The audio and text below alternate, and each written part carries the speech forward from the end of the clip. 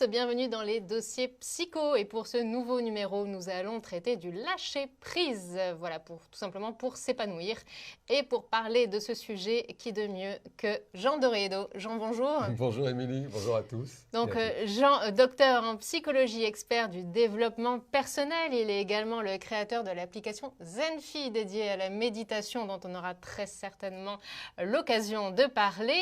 C'est un homme de médias, vous l'avez probablement déjà entendu à la radio, sur par exemple Sud Radio ou encore d'autres, je ne sais pas si on peut en citer d'autres. Oui, France Bleu, bientôt une émission en live sur France Bleu Paris. Eh bien, très bien. Ouais. Aujourd'hui, nous allons traiter des techniques simples, c'est ça, pour apprendre à lâcher prise, notamment quand on est en situation de stress, etc. Pouvez-vous nous dire, Jean Doredo, qu'est-ce qu'on entend par lâcher prise? Alors oui, Émilie, bien sûr, bonne question. Le lâcher prise, c'est vrai que c'est vraiment un grand classique du développement personnel et même, je dirais, de tout ce qui tourne autour du bien-être en général. En réalité, le lâcher prise, pour parler de façon très simple, c'est accepter que nous ne pouvons pas tout contrôler. Il y a parfois un désir bien légitime d'ailleurs de justement chercher à contrôler absolument tout ce qui nous entoure et ça n'est pas possible. C'est une entreprise qui est vouée à l'échec, on ne peut pas tout contrôler. Alors souvent, on le sait, hein, nous avons conscience que nous ne pouvons pas tout contrôler. Toutefois, c'est finalement dans comment nous nous positionnons par rapport à ça, comment est-ce qu'on réagit par rapport à cette réalité que nous ne pouvons pas tout contrôler. C'est ça qui va nous donner finalement une idée de comment est-ce qu'on se positionne sur l'échelle du lâcher-prise. Il y a des personnes, on le sait, on les envie d'ailleurs, qui sont très fortes en lâcher-prise, qui sont relax en toutes circonstances. Et puis voilà, il y a d'autres personnes que l'on plaint de tout notre cœur, qui ont beaucoup de mal à lâcher prise. Et parfois, on peut les qualifier de personnes un peu psychorigides comme ça, qui ne supportent pas qu'il y ait le moindre cheveu qui dépasse. Et c'est vrai que c'est difficile pour ces personnes parce que c'est très fatigant de ne pas réussir à lâcher prise de façon bien sûr satisfaisante. C'est ce qu'on va voir aujourd'hui, c'est comment faire pour s'améliorer sur le lâcher prise tout en bien sûr restant dans le contrôle sur les domaines bien sûr essentiels. Pourquoi est-ce nécessaire de lâcher prise, tout simplement? Eh bien, c'est nécessaire de lâcher prise parce que nous avons besoin de nous reposer, hein, nous avons besoin de recharger les batteries et nous sommes des mammifères, donc ça veut dire que nous sommes programmés pour être capables de se mettre en alerte très vite en cas de danger. Hein, c'est comme à l'époque de la préhistoire, voilà, nos ancêtres qui étaient dans la nature, ils devaient être en capacité de réagir très vite, très fort en cas de danger. Voilà, si un lion débarquait ou quelque chose comme ça de très grave qui était vital. Bon. Et bien sûr que c'est très utile cette capacité à réagir très vite, très fort, et en même temps c'est très fatigant, ça puise beaucoup dans nos ressources psychiques et même physiques. Hein, quand on est en état d'alerte, hein, c'est-à-dire que quand notre cerveau perçoit un danger, eh bien, il sécrète notamment du cortisol, qui est l'hormone du stress, et ça, c'est très fatigant. Et si on ne réussit pas à lâcher prise suffisamment, ça veut dire qu'on va se retrouver finalement en permanence sous stress, parce que les occasions de rentrer dans une zone de stress sont permanentes dans la vie de tous les jours. On peut être dans le stress parce qu'on craint d'être en retard à son rendez-vous, on peut être dans le stress parce qu'on a un dossier très important à rendre à son travail, on peut être dans le stress parce qu'on a envoyé un texto à son amoureux, son amoureuse et la personne ne nous a toujours pas répondu et on commence à basculer dans l'anxiété. On peut être sous stress pour mille et une raisons et donc si on n'apprend pas à relâcher cette pression, eh bien on finit par être extrêmement fatigué et au travail par exemple, ça peut donner ce qu'on appelle le burn-out. Hein, c'est hélas une réalité que connaissent beaucoup de collaborateurs dans les entreprises, c'est qu'effectivement la personne s'épuise. Hein, le burn-out en bon français, ça veut dire épuisement professionnel, c'est-à-dire que la personne, elle finit par être complètement rincée et ça c'est quand même très embêtant, hein, parce que ça pose des vrais soucis de santé. Donc il est toujours préférable, hein, comme tout le temps, de faire de la prévention, hein, et plutôt que d'attendre d'être, je dirais, à l'extrémité comme ça de l'épuisement, faire en sorte eh bien d'apprendre à relâcher la pression chaque jour, à chaque instant, lorsque c'est possible. C'est ça qui fait du bien. Pardon de rappeler cet adage très populaire, qui veut voyager loin ménage sa monture. Et c'est très très important de savoir lâcher prise. Tout à fait. Très bien, donc en effet, ça peut être dans le domaine du travail avec le fameux burn-out, etc. Vous allez nous indiquer un tout petit peu plus tard donc, quelques techniques. Là, j'en profite, donc j'ai une question d'Amandine, alors qui demande comment se séparer de l'emprise d'un pervers narcissique. Donc là, c'est vrai, on a dédié un sujet il n'y a pas très longtemps à propos donc, du pervers narcissique. On a dédié une émission, pardon. Est-ce que, alors là, comme ça, il y a quelque chose à faire Oui, alors voilà. on peut remercier Amandine de nous aider à faire le lien.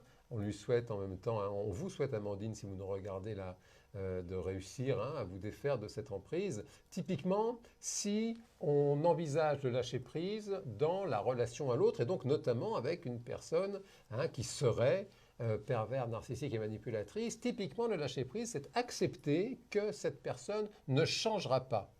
C'est ça typiquement le lâcher prise. En fin de compte, si on décompose le lâcher prise, la première étape du lâcher prise, c'est en réalité faire le tri, apprendre à distinguer quels sont les éléments de mon environnement sur lesquels j'ai une capacité de contrôle, et puis justement distinguer ces éléments-là des éléments sur lesquels je n'ai pas de prise, justement, je n'ai pas de contrôle. Et typiquement, quand on est dans une relation avec quelqu'un d'autre, on ne peut pas contrôler l'autre, à moins justement voilà, de basculer dans la manipulation, et ce n'est pas très satisfaisant de manipuler. Et donc, quand on est avec une personne dont on se rend compte que vraiment elle ne nous respecte pas, qu'elle nous manipule, et qu'on se sent vraiment objet de cette manipulation, finalement le lâcher prise, c'est accepter que cette personne ne changera pas. Donc bien sûr que c'est difficile.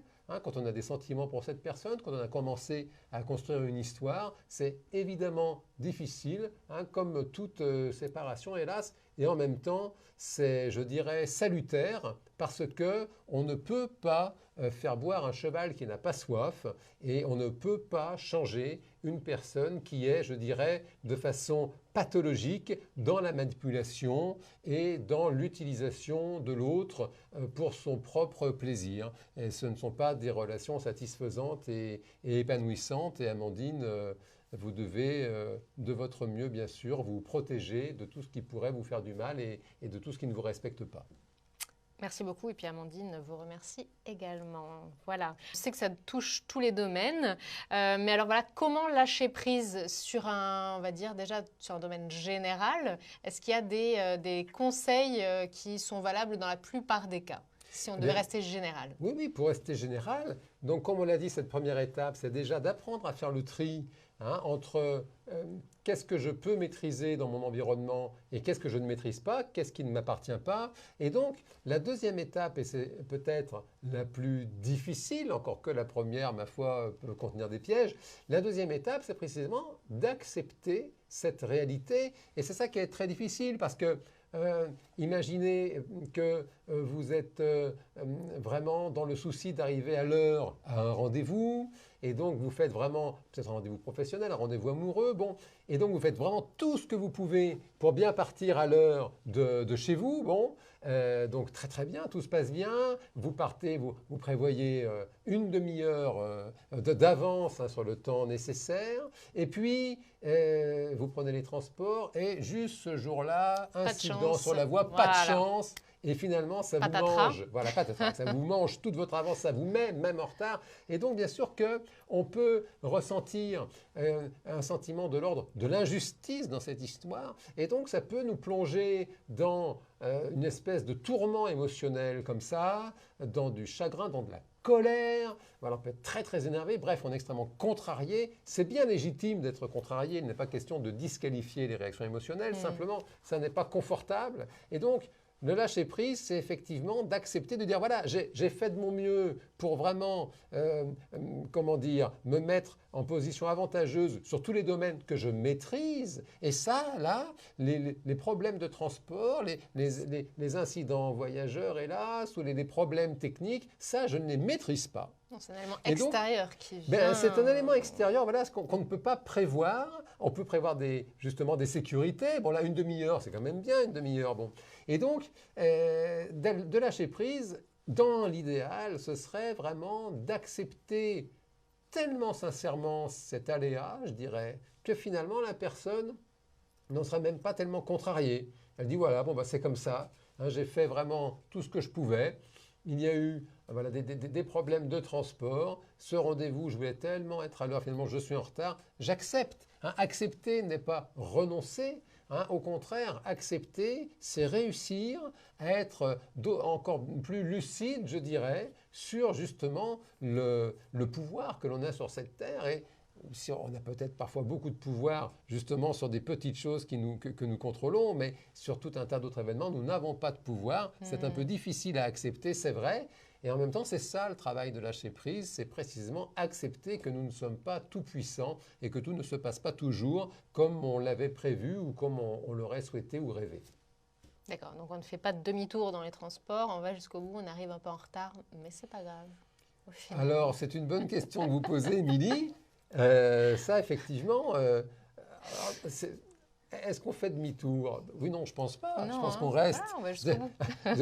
On pourrait dire que c'est presque la troisième étape, justement. Hein, si on continue à filer là, cet exemple, donc la personne voulait être absolument à l'heure, et puis vraiment manque de chance, elle a fait tout ce qu'elle pouvait, mais gros problème de transport.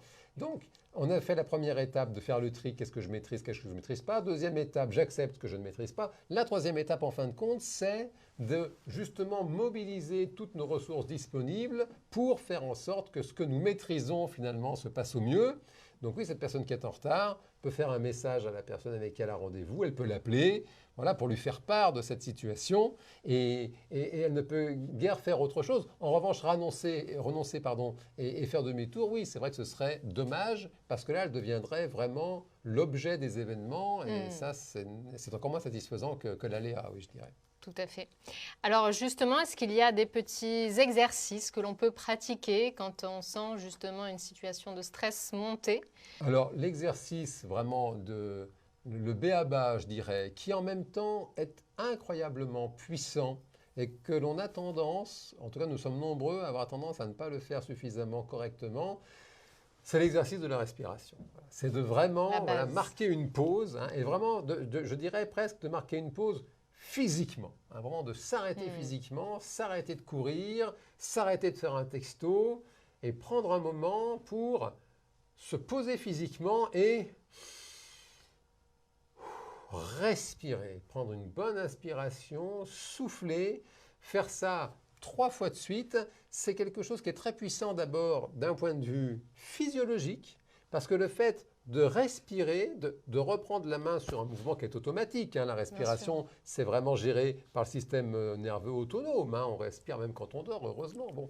Et là, le fait de consciemment, finalement, se mettre en contrôle de cette respiration, de bien respirer, idéalement en profondeur, hein, de faire descendre l'air dans le ventre, hein, de quitter cette respiration comme ça, superficielle, comme ça, thoracique, qui nous met dans le stress. Hein. Oui. Et donc de bien respirer en gonflant le ventre, en inspirant par le nez et en soufflant profondément par la bouche, en faisant une petite apnée idéalement en haut de l'inspire. On retient le souffle et de souffler profondément, petite apnée en bas, faire ça 3 fois de suite. Physiologiquement, ça va avoir tendance à justement couper le tourbillon émotionnel. Et psychologiquement, je dirais que ça vous recentre sur vous-même, sur vos vraies sensations. Ça, on quitte un peu le mental pour revenir dans le corps. Et ça, c'est quelque chose vraiment qui est très très puissant. Quand on commence à être un petit peu en panique, on devient irrationnel. Hein. Quand on est en proie à une émotion, on devient complètement irrationnel. Je crois que l'exemple classique, hein, peut-être ça parlera à certaines et à certains, c'est quand justement, précisément, on est déjà en retard. Et donc là, bien sûr, quand on est en retard, donc sous stress, il faut vraiment aller dans l'ultra connu. Et c'est précisément à ce moment-là que certaines personnes se font piéger de se dire, tiens, je vais peut-être tester ce raccourci-là que je ne connais pas, mais peut-être ça va m'aider à arriver finalement à l'heure. Alors qu'évidemment, là, c'est le meilleur moyen pour se faire d'être l'inconnu encore plus total. voilà, parce que on est complètement irrationnel. Quand on est sous stress, on ne sait plus. Le stress nous rend aveugles et sourds. On ne voit plus les panneaux, on n'entend plus les conseils, les appels des uns des autres. Et donc, de faire cette pause, de respirer, de revenir finalement à l'instant présent, hein, c'est le fameux instant présent, ici, maintenant. J'ai même une personne l'autre jour en consultation qui m'a donné un truc à elle que j'ai trouvé hyper fort, hyper efficace. C'est que la personne, finalement, elle respire comme ça et elle se fait une espèce de mantra en disant voilà, je suis. Et donc elle fait une espèce d'entonnoir, elle dit voilà, je suis sur Terre. Sur cette Terre, je suis en France. En France, je suis dans cette ville. Là, en l'occurrence, elle était à Paris. À Paris, je suis chez moi. Là, chez moi, elle était en train de rentrer, je suis sous ma douche, et de revenir comme ça, du plus large au plus précis. À se réancrer. À se réancrer, exactement. Et ça, c'est vrai que ça fait beaucoup de bien parce que ça aide à sortir de toutes ces pensées irrationnelles et donc de toutes ces angoisses. Hein, souvent, on se fait des angoisses d'être en retard à un rendez-vous très important. Certes, c'est embêtant, personne n'aime ça. Et en même temps, on peut idéalement, c'est le fameux prendre du recul, hein, qui est une autre façon de lâcher prise, hein, de remettre à sa juste place ce retard, hein, à moins que ce soit pour une chirurgie cardiaque ultra importante. Là, c'est un petit peu embêtant. Là, c'est très, très embêtant. Mais si ce n'est pas pour ça, bon, c'est très embêtant et en même temps, peut-être que ce n'est pas si grave et vous ne méritez pas de vous faire un tel stress. Hein, vous méritez mieux que ça, de vous respecter, de bien vous recentrer, de bien respirer et d'accepter que cette fois-là, vous aurez un peu de retard. C'est comme ça. Et ça n'est pas si grave. Peut-être que ça n'est pas si grave. Quand même, on revient sur le tri du début. Il y a des cas où c'est très très grave d'être en retard. Il y a des cas quand même où ce n'est pas si grave. Hein, s'il n'y a pas de vie en jeu, bon, c'est pas si grave. Donc, on a parlé de respiration, de bien réancrer. Je sais, par exemple, dans la pratique du yoga, on parle beaucoup de respiration également pour se réancrer.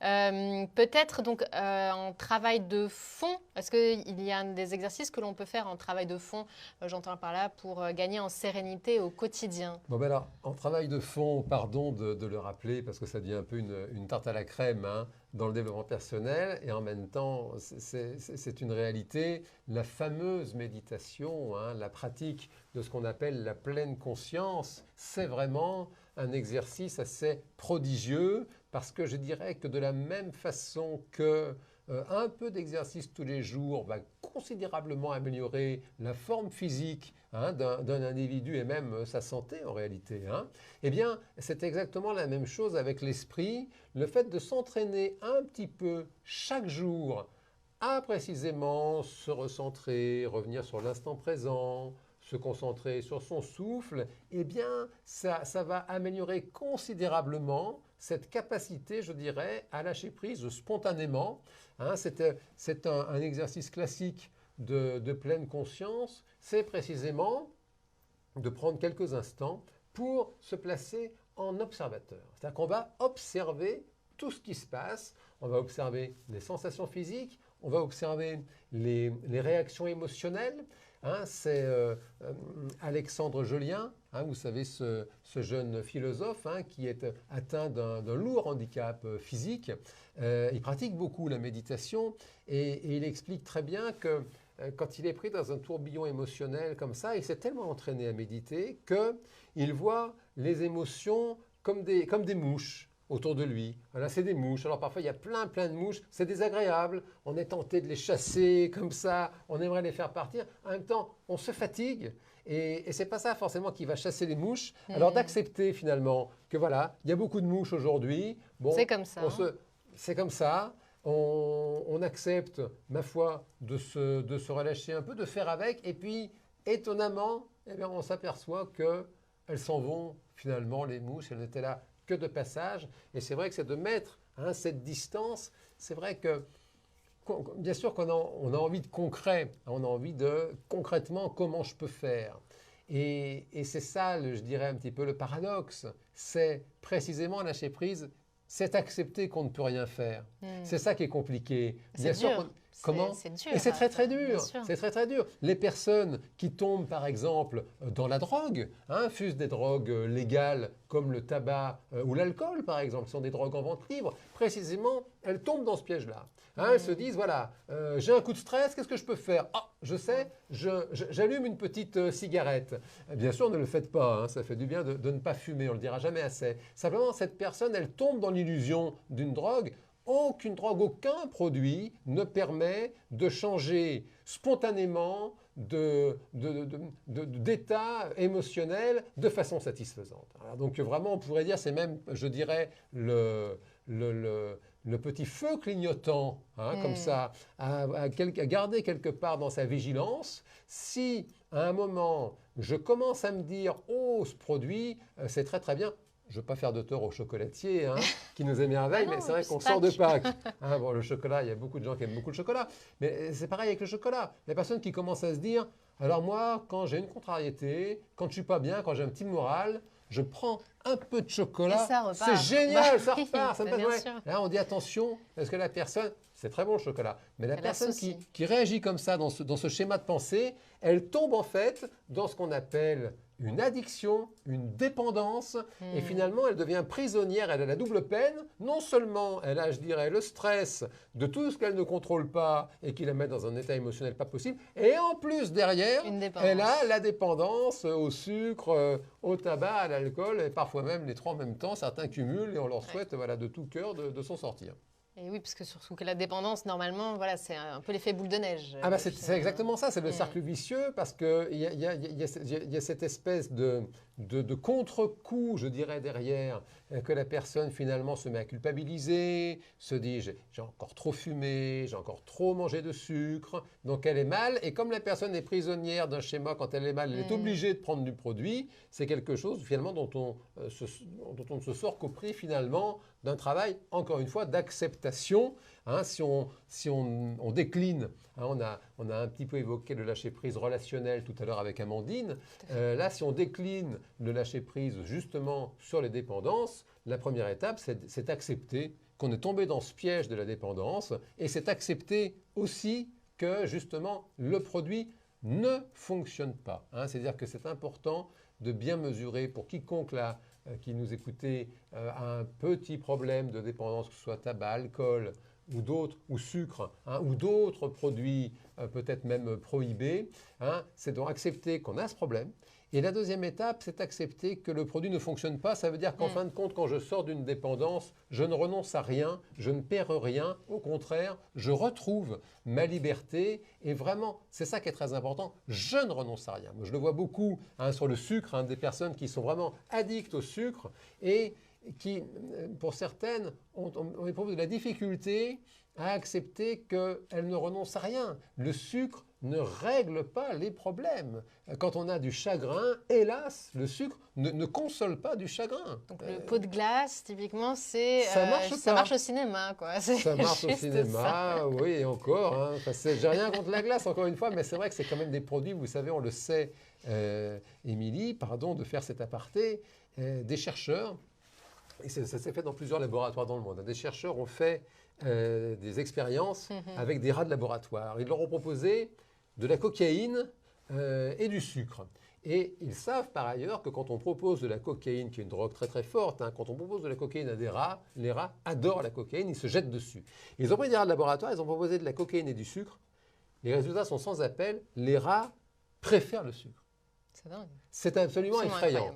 Donc si vous voulez, la glace c'est sympa, mais c'est comme le reste, avec une certaine modération. Parce qu'après, on est obligé, comme des rats de laboratoire, on prend de la glace, on prend de la glace, on prend de la glace, et on n'est pas bien. Ah mais non, on n'est pas bien.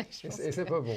Non, c'est pas bon. Non, donc on dit les drogues, on ne dit pas qu'il ne faut pas manger de sucre, mais enfin, avec modération. Il faut faire attention avec le sucre. Ça ne résoudra pas le souci, en tous les cas. On va voir, ça en créera peut-être d'autres. Exactement. In case of emergency, par exemple, s'il y avait des mots que l'on devait se répéter, un exercice à pratiquer. Là, tout de suite, je suis en grosse période de stress parce que, je ne sais pas, je dois faire un exposé à mon travail, je dois parler devant un public. Est-ce qu'il y a quelque chose là comme ça qu'il faut que je fasse? Donc, on a parlé respiration, par exemple. Voilà, essayer de prendre du recul sur la situation puisque c'est pas si grave au fond. Je vais juste m'exprimer devant mes collègues. Qu'est-ce qui peut se passer de mal? On va pas... Oui, peut-être le trou de mémoire. Mais est-ce qu'il y a juste un petit exercice pour redescendre un petit peu en pression?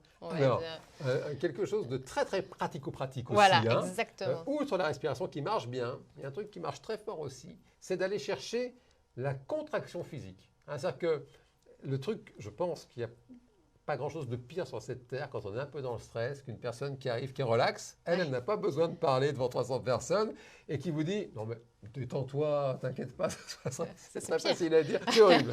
C'est horrible, ça stresse encore plus. Bon, parce qu'en plus, c'est un fait, physiquement, nous ne savons pas nous détendre. Hein, de dire à quelqu'un « Vas-y, détends-toi », relâche on les ne sait pas. mâchoires, relâche les épaules. Mais ça, on ne sait pas faire. On peut dans sa tête, bien sûr, on entend parfois des disques relâcher les doigts, relâcher les ongles, relâcher les cheveux. Oui, non, mais d'accord, mais on ne sait pas. Ça fait du bien de l'entendre, attention, hein, mais on ne sait pas faire.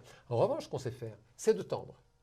Et donc, quand on est super en panique, eh bien d'aller par exemple serrer les poings très fort, serrer la mâchoire très fort, comme ça, se contracter vraiment très très fort, en prenant encore une fois une bonne inspiration et en bloquant tout, eh bien, en réalité, derrière, on se relâche, c'est normal. Et là, on a un sentiment de détente. Hein, donc finalement, c'est un peu de prendre le contre-pied, plutôt que de chercher à se détendre. Au contraire, se tendre, tendre, tendre, tendre, comme ça, très très fort. Tout tendre, et comme ça, quand on souffle, là, pour le coup, on se détend. Et finalement, oui, c'est comme si ça partait avec la détente. Tout le stress qu'on avait en plus, finalement, s'en va. Hein, donc, les choses sont très pratico-pratiques. Effectivement, la respiration, le fait de tendre pour se détendre. Et puis, là encore, utiliser les trucs je dirais, des grands méditants et concentrer votre attention sur un point fixe. Hein, ça peut être quelque chose avec le regard, ça peut être quelque chose aussi dans la tête, hein, de ramener votre esprit sur justement un objet de concentration fixe. Quand on part en panique, justement, on part, on s'en va, on a l'esprit qui s'emballe finalement. Et donc, c'était William James. Il est présenté souvent à juste titre comme un peu le père de la psychologie américaine. Et donc William James, il aimait comparer notre esprit à un cheval sauvage. Hein, c'est-à-dire que c'est quelque chose de très très fort, qui a des capacités prodigieuses et en même temps qu'il faut savoir un petit peu justement maîtriser en douceur. Et donc voilà, le fait de concentrer son esprit sur un point fixe, ça va avoir tendance à calmer le cheval sauvage, comme on ferait avec un animal sauvage. On lui dit tout doux, hein, voilà, on lui dit tout doux, doucement, voilà, doucement.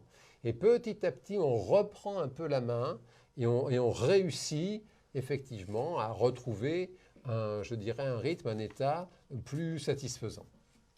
Eh bien, merci beaucoup pour ces petits exemples. Donc voilà, on rappelle, prendre du recul, bien faire ces exercices de respiration. On a parlé méditation.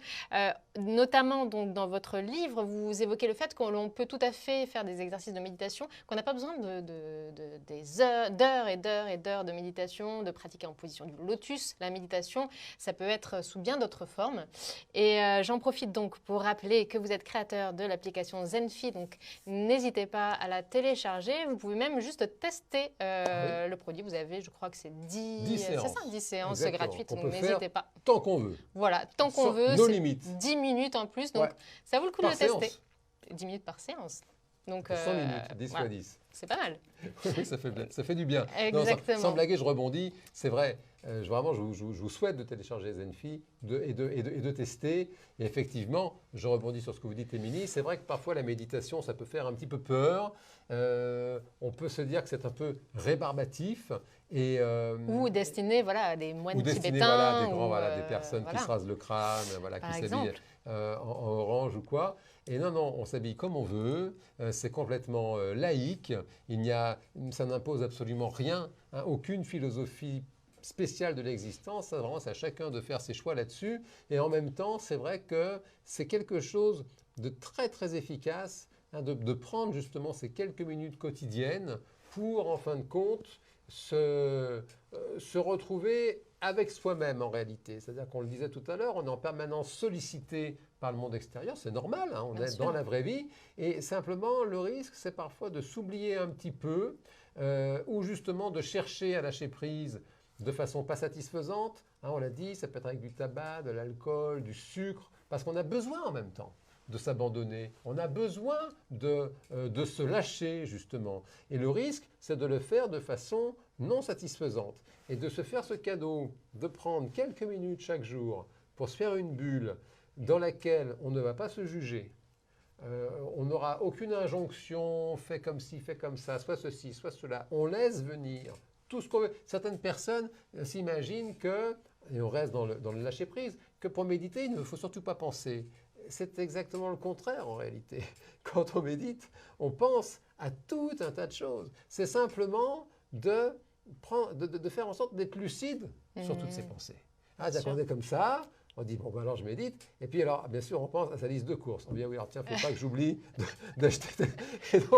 Et on dit, ok, d'accord, mais comment ça se fait que j'ai cette pensée qui traverse mon esprit là maintenant? Peut-être je pourrais penser à d'autres choses. Ou juste de me reposer, quoi. Mais on voit bien à quel point on a cette espèce de vélo dans la tête, comme ça, Bien qui sûr. tourne. Et c'est pas grave d'avoir ce vélo. C'est juste de s'amuser pendant quelques minutes, de le regarder faire, et de dire, putain, qu'est-ce qui se passe comme chose justement dans mon esprit, toutes ces pensées, ça s'arrête jamais. Et c'est bien de l'observer parce que ça repose déjà. Et justement, on se rend compte que le vélo tourne tout seul. Et à force de ne plus pédaler, il se passe des trucs. Voilà, les trottinettes maintenant.